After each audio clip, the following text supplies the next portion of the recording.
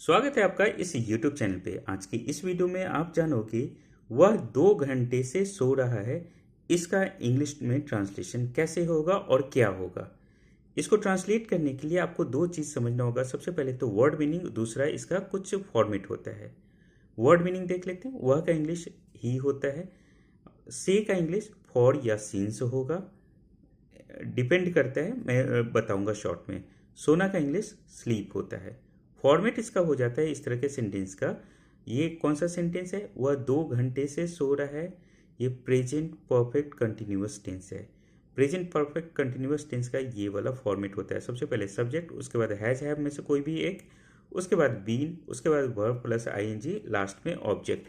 Has have थोड़ा सा मैं समझा देता हूँ। हैज वर्सेज हैव, चलो मैं शॉर्ट में लिख करके रखा हूँ आप ही के लिए। हैज का यूज ही, शी, इट या कोई नाम के साथ होता है। हैव का यूज आई, वी, यू या दे के साथ होता है। इतना समझ में आ गया? हाँ, इसका ट्रांसलेशन हो जाएगा इस फॉर्मेट के अकॉर्डिंग।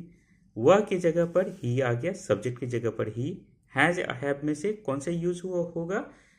क्योंकि यहाँ पर सब्जेक्ट ही है इसलिए हैज। बीन के जगह बीन, वर्ब प्लस आईएनजी की जगह स्लीपिंग, और लास्ट में ऑब्जेक्ट फॉर 2 आवर्स। अच्छा, फॉर और सिंस भी बता देता हूँ, क्योंकि फॉर सिंस अगर आपको नहीं पता चलेगा अच्छे से तो थोड़ा सा ट्रांसलेशन करने में दिक्कत हो जाएगी। फॉर का यूज कहाँ पर होता है?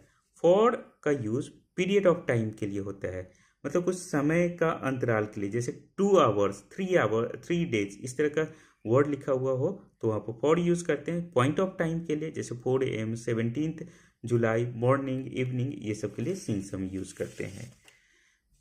कुछ और भी इसका नेगेटिव और इंट्रोगेटिव फॉर्मेट है।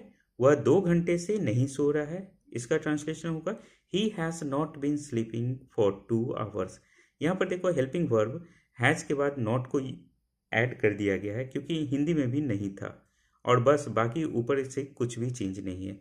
क्या वह 2 घंटे से सो रहा है? इसमें क्या होगा, ये वाला जो हेल्पिंग वर्ब देख रहे हो, हैज़ या हैव, जो भी रहेगा वो सेंटेंस के लेफ्ट साइड में आ जाएगा और लास्ट में क्वेश्चन मार्क, और कुछ भी चेंज नहीं है। एग्जाम्पल्स देख लेते हैं हम। बिल्कुल वैसा ही जैसा कि टॉपिक था हमारा। मैं 1 घंटे से खेल रहा हूँ, इसका क्या ट्रांसलेशन होगा? I have been playing for 1 our.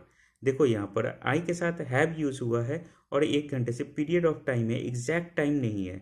वह सुबह से खेल रही है। She has been playing since morning. यहाँ पर मॉर्निंग, इवनिंग या पॉइंट ऑफ टाइम रहे तो वहाँ पर हम फॉर सिंस में सिंस को यूज़ करेंगे। आप 2 घंटों से पढ़ा रहे हैं। You have been teaching for 2 hours. आपके लिए एक छोटा सा टेस्ट भी है। वह सुबह से सो रही है, इसका ट्रांसलेशन क्या होगा वीडियो के कमेंट सेक्शन में बताना है। चैनल पे नए हो तो सब्सक्राइब कर लो, क्योंकि यहाँ पर आपको स्पोकन इंग्लिश और वर्ड मीनिंग के सभी वीडियोस मिल जाएंगे। All the best.